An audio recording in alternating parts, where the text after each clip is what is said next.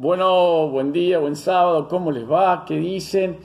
¿Cómo estamos hoy nuevamente con este día de sol tan bonito? Empezando el segundo módulo, ¿ah? El módulo número 2 del primer nivel, acá nuevamente el cuadernillo que nos provee escuela. Ustedes lo pueden bajar, me consultaron dónde poder bajarlo por la página de la renovación. Ahí lo pueden bajar, lo pueden imprimir y realmente riquísimo, riquísimo. Al lado de lo que vamos a poder hacer en 20, 25 minutos, prácticamente nada, pero bueno, los medios nos permiten estar juntos y nuevamente estamos juntos. Bueno, ¿qué decir? El tema de hoy, historia de la renovación carismática, historia de esta corriente de gracia, como dice el Papa Francisco, ¿no? Esta corriente de gracia. A mí me gusta mucho, como quien dice, tomar un centro que fue ese fin de semana en Pittsburgh, el retiro de Duquesne, 17, 18 y 19 de febrero de 1967, para analizar un antes y un después. Estamos ya a 52 años de aquel hecho, de aquel retiro que dio origen como una experiencia que se tuvo que autocomprender, y la misma iglesia tuvo que autocomprenderla. Estamos a 52 años, por lo tanto hay un antes que prepara ese fin de semana, que lo prepara como un fruto del Concilio Vaticano II, que fue la gran efusión del Espíritu en el siglo XX, ¿no? Dentro de nuestra iglesia, ese Vaticano II que permitió muchísimos debates y que en esos debates hubo una gran renovación en diferentes áreas de nuestra iglesia, ¿no? En el caso particular me gusta mucho el capítulo 12, donde los carismas, este debatir sobre los carismas, y estando ahí el cardenal Suenen, que luego va a ser uno de los artífices más increíbles, ¿no? Este cardenal belga, que quise ir a visitarlo en el año 92, cuando estuve visitando Europa, y no me permitieron porque ya era viejito. Fui a la parroquia donde él estaba y no me permitieron verlo. Este hombre increíble del Espíritu Santo que va a poder escribir y redactar unos documentos de Malinas, que era realmente la base en ese momento de lo que podíamos ir descubriendo de esa experiencia que es el origen de la corriente de gracia y lo que hubo que ir autocomprendiéndose. Bueno, entonces vamos a empezar hacia atrás, esto de la historia, ¿no? Y uno empieza viendo el lugar realmente donde estaban estos estudiantes. Empieza a bucear, todo empieza a tomar sentido, como lo hace el Espíritu Santo. A nosotros no es un problema del envase, somos un envase muy chiquito para semejante contenido, ¿no? Que es la obra del Espíritu, insignificante, ínfimos. Pero uno dice, la Universidad de Duquesne, ¿no? Del Espíritu Santo, donde se va a dar esto, ¿no? Esta inquietud por la acción del Espíritu, qué interesantísimo, pero más interesante es todavía que los que fundan esa universidad son unos padres alemanes, los padres del Espíritu Santo, que llegan a Pittsburgh. Pittsburgh es la ciudad donde está alojada, ¿no? la Universidad de Duquesne, en el estado de Pensilvania, de la provincia, como sería en el caso nuestro, que somos bastante parecidos a los Estados Unidos en el armado, ¿no? Tiene un estado o provincia, luego una ciudad, y dentro de esa ciudad la universidad, como sería Argentina, en la provincia de Córdoba, la Universidad Católica acá, saliendo para Altagracia. Qué interesante, estos padres del Espíritu Santo que vienen justamente a hacer una acción de promoción humana en una ciudad donde lo más importante es el acero. En Estados Unidos, Pittsburgh está considerada uno de los sectores, uno de las partes del país de mayor producción de acero. Siglo XIX, 1878 llegan los padres ahí para fundar unas escuelas para poder darle educación a mucha gente, que indudablemente, debido a que en esa época la industrialización no tenía marcos legales y demás, había muchísima esclavitud, prácticamente podríamos decirle falta de resguardo a los que trabajaban, y estos padres alemanes del Espíritu Santo vienen ahí y fundan, ¿no?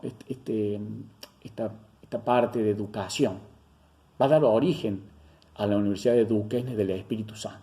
Y en esa universidad va a haber la inquietud por parte de 25 estudiantes, mucho más por supuesto, pero es un poco lo que se registra del retiro, y profesores que van a estar inquietos por el Espíritu Santo. Interesantísimo, nuestra historia, ¿no? 1878. Pero poquito antes de 1835 nace Elena Guerra, ¿no? Una mujer, siglo XIX, que inquieta por el Espíritu Santo, con una fuerte inclinación a una vida de intimidad con él, y él revelándole muchísimas cosas, entre lo que le revela es un análisis de la iglesia de ese momento, y ella con su confesor, al que le contaba todo lo que vivía, digamos, siente la emoción de mandarle una carta al entonces Papa León XIII, el Papa que tenía la iglesia. León XIII recibe en 1895 la primera de 12 cartas de Elena Guerra, donde hace un diagnóstico ella, un diagnóstico increíble. La carta está ahí, no hay mucho tiempo, hay muchas cosas que contar, pero hay que leerla detenidamente, ¿eh? Un mundo que está siendo ganado por las fuerzas del mal, ¿eh? Está triunfando Satanás sobre almas que son arrebatadas de las manos de Jesús hacia el imperio de las tinieblas. Y entonces ella dice, y nosotros, los cristianos, no estamos dirigiendo una oración al que puede cambiar la faz de la tierra. ¿Se acuerdan de Ezequiel? Los huesos, algo que no existía, algo muerto, el espíritu de la vida. Ella reclama eso, y nosotros, después dice, hablamos de los santos, pero no le estamos dedicando tiempo al que modela a los santos, al que capacita con dones y carisma para que alguien sea santo. Y después dice, hacemos una novena, o 2, o 10, a tantos santos y cosas. Dice, pero no estamos haciendo la novena que nos encargó el mismo Señor Jesucristo cuando dijo, quédense en Jerusalén, porque va a venir el regalo, va a venir el don, va a venir el Espíritu. Hace un reclamo interesantísimo al Santo Padre. O sea, qué coraje, o yo diría, conociendo ya la experiencia de vivir con el Espíritu Santo, que es como cabalgar en el viento, ¿no? Uno no sabe dónde va a terminar a veces. Ella, siendo mujer y monjita, le manda una carta que realmente es tan impactante, viéndolo con el tiempo, en el corazón de León XIII, que a partir de ahí León XIII hace 3 documentos. Miren qué linda nuestra historia, cómo se va jalonando, cómo se va armando lo que va a terminar en el concilio. La primera es que es en 1895, es un pedido que se haga la novena a Pentecostes. Antes de Pentecostes se haga la novena a Pentecostes, a toda la iglesia, ¿no? Que es un reclamo de Elena Guerra. Usted, Santo Padre, porque le dice, Santo Padre, usted es el único que puede, con sus documentos, hacer que volvamos al Espíritu Santo, para que el Espíritu Santo vuelva a nosotros. Qué hermoso, volver al Espíritu Santo para que el Espíritu Santo vuelva a nosotros. Al año siguiente va a hacer otro documento, pero ya para obispos, instándolo a que sigan con esto de poner el Espíritu Santo en sus diócesis en un lugar preponderante de conocimiento, de oración. Y en 1897, escúchenme bien, 1897 años después de aquello que fue el inicio de la Iglesia, la primera encíclica sobre el Espíritu Santo. Miren que hemos escrito, hemos tenido concilios, hemos tenido que ponernos de acuerdo en el credo, tantas cosas, pero la primera encíclica es en 1897. La hace León XIII, gigante. León XIII, un hombre, seguramente por lo que puede ver en este aspecto, el Espíritu lo toma y él hace los documentos necesarios para ir dando bases a este siglo XX, que va a ser un siglo muy fuerte en la acción del Espíritu.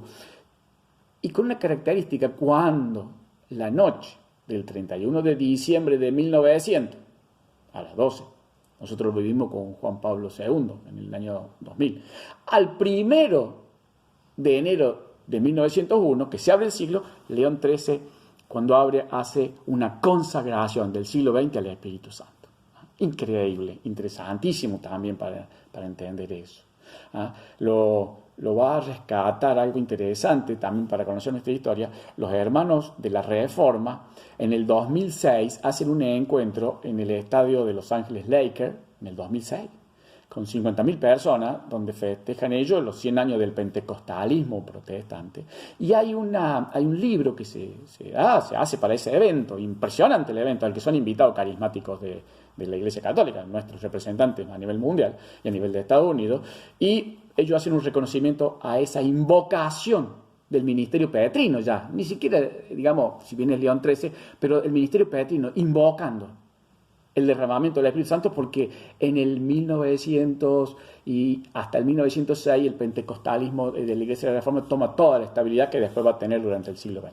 Bien, a partir de ahí el siglo XX va a tener en nuestra Iglesia un montón de movimientos de renovaciones bíblicas, litúrgicas, de todo tipo, y va a desencadenar en un llamado que hace Juan XXIII, poquito tiempo de ser elegido Papa, donde él intuye que nos hacía falta una nueva primavera producida por el sol del Espíritu Santo, por el agua del Espíritu Santo y por la brisa del Espíritu Santo. Entonces, esa Navidad del 61, la Navidad del 25 de diciembre del 61, llama al Concilio Vaticano II, un concilio ecuménico, un concilio realmente increíble, donde se va a debatir de todo.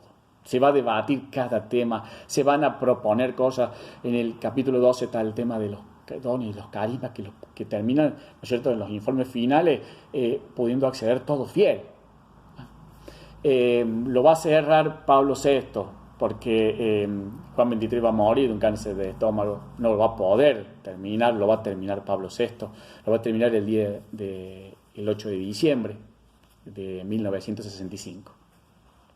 Bueno, a partir de ahí la historia va a ser vertiginosa. A los 8 meses, 9 meses, porque estamos hablando del 8 de diciembre del 65 a agosto del 66, prácticamente meses de gestación, va a comenzar un proceso interesante en nuestra historia, que es el de los estudiantes que van a estando en la universidad, les contaba yo, de Duquesne del Espíritu Santo, junto con otros profesores, ven que toda su tarea, lo que ellos sabían, trabajaban mucho en la parte de apostología, pero no tenían el fuego, les faltaba el fuego, les faltaba eso que impulsa el Espíritu vivificando hasta nuestros rostros,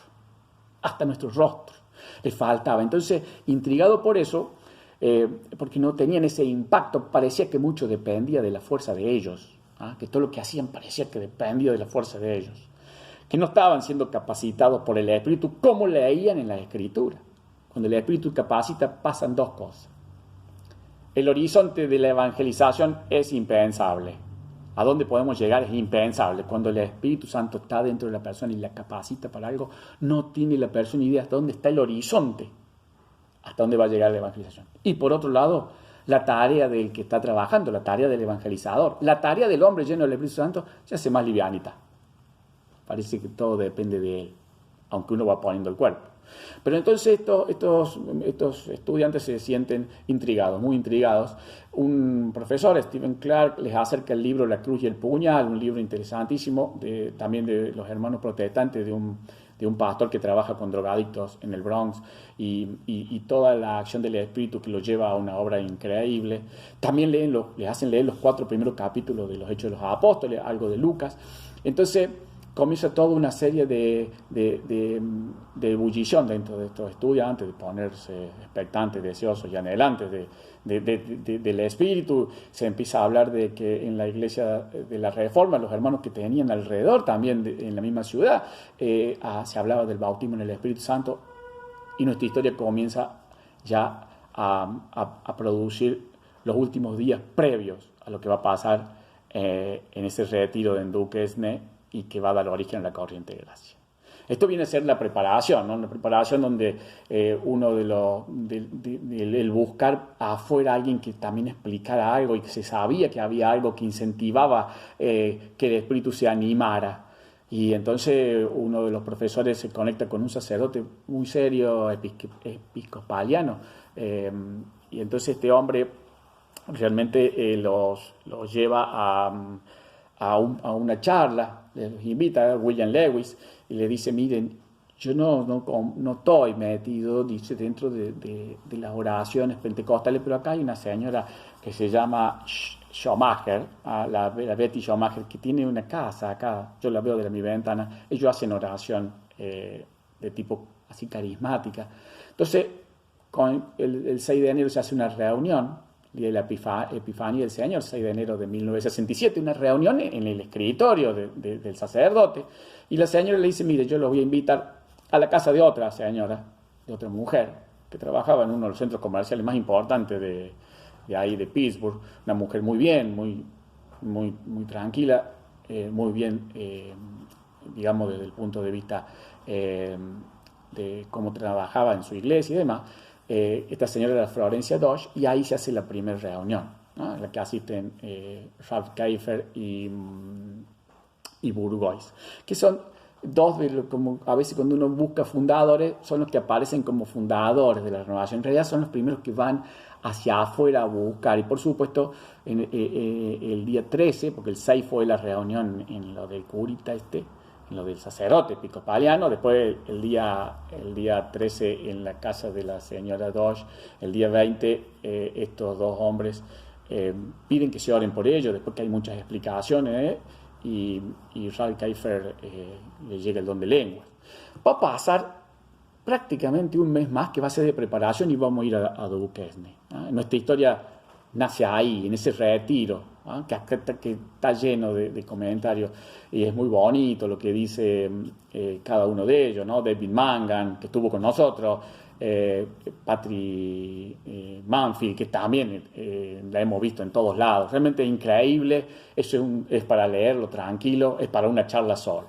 Bueno, a partir de lo que pasa en Duquesne, que realmente es la reavivación de todas las gracias de los sacramentos, de todo lo que estaban ahí, comienza un derrotero, porque esto explota y comienzan especialmente a propagarse por las universidades de Estados Unidos, después llega a las ciudades, a las parroquias, los estudiantes vuelven a sus casas y comentan, y comienzan a haber grupos de oración, y comienzan las experiencias de los carismas, la experiencia de ganas de leer la Escritura, la experiencia de ganas de estar en la iglesia, de trabajar para la iglesia, de ir a la comunión, y el hecho de sentir el Espíritu latir en cada pelito de la piel.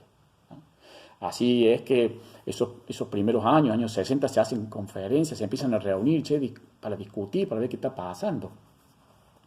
En 1970, podemos decir que se arma como a los 3 años como una primera oficina, la ICO, la International Catholic Office. Era una oficina en el escritorio de Ralph Martin, que es uno de los que está, digamos, en los pioneros, ¿no? Los pioneros, acá pongo la oficina. Por lo tanto, ya había en esos años 68, 69, 70, había muchísimos encuentros, ¿no? Sacerdotes, monjitas, laicos, obispos que estaban ya metiendo. La conferencia episcopal recomienda, de Estados Unidos, ¿no? Recomienda, tranquilo, que esto estaba andando muy bien, ¿no? Tranquilo. Entonces, Pablo VI manda al cardenal Sueni y al cardenal Sullivan, manda a 2 cardenales a ver esto, y por supuesto ellos hacen una experiencia muy linda y vuelven y dicen, esto es para tratar, esto es para ver, queremos que haya una gracia. En 1972 se realiza la 6ª conferencia internacional, ¿no? En Estados Unidos. 7 obispos, 10.000 fieles y 400 sacerdotes. Ya estamos, como quien dice, sintiendo que el fuego iba abrazando, ¿no? Más o menos llegan aproximadamente unos 24 países. Ya. Todo esto da origen a una preparación que se va a dar, siguiendo nuestra historia, muy importante, el Pentecostés de 1975, donde Pablo VI va a recibir a 10.000 fieles de la renovación carismática, sacerdotes. Va a estar el cardenal Suenen, que ya toma el liderazgo, ya invita a Malinas, a los líderes, para armar los documentos. Ya él comienza a sentir que el Espíritu le da la misión de armar en la historia la inserción de la corriente de gracia dentro de la Iglesia Católica. Y ahí es interesantísimo cómo el Papa Pablo VI nos habla y nos dice, ¿no? Cuidemos la doctrina, cuidemos la integración con todo, donde estemos, con la iglesia y demás. En 1978, digamos, para el Mundial, para ponerle un toque de qué pasaba por acá, Icro que ya había salido de Ralph Martin, la oficinita, ya habían estado ya bastante instalados en Malina, pero ya consigue el cardenal Suenen poder ir a Roma. Estábamos en Roma. Ahí se instala en 1978 una oficina internacional, la ICRO, la International Catholic Charismatic Renewal Office. Es donde pude ir yo, en el año 1992. Estuve ahí con ellos, con el padre Metz, que en ese momento era el responsable, el coordinador, el presidente. Pablo VI muere en el año 78, año 78, 16 de octubre, asume Juan Pablo II, que muy amigo de Cardenal Suenen, habían trabajado juntos en el Vaticano II, y comienza a darle un impulso muy grande. Dos factores influyen a que tengamos un impulso muy grande. Primero es la cantidad de tiempo que él tuvo, la cantidad de tiempo, 20 años. Segundo, que él participaba, le interesaba mucho y se sentía perteneciente a la renovación carismática. Juan Pablo II en el año 81, 82, 83, 84 va a decir muchísimas cosas hasta el 2005, pero a mí me gusta rescatar en el año 81, dice, la misión de la iglesia es proclamar a Cristo. Ustedes, carismáticos, cumplen esa misión siempre que se inserten en sus iglesias locales, en sus parroquias, en sus comunidades, y eso lo hagan allí. Miren qué lindo, ¿no? O sea, ese sentido de no un movimiento paralelo o con una estructura que no tiene inserción, no, insertados en las iglesias locales y en sus parroquias, insertados. Qué bello, espectacular.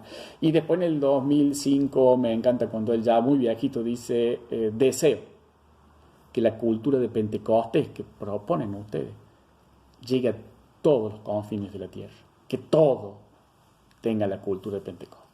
Bueno, por allá por 1985, la oficina sale ya de Roma y se instala dentro del Vaticano.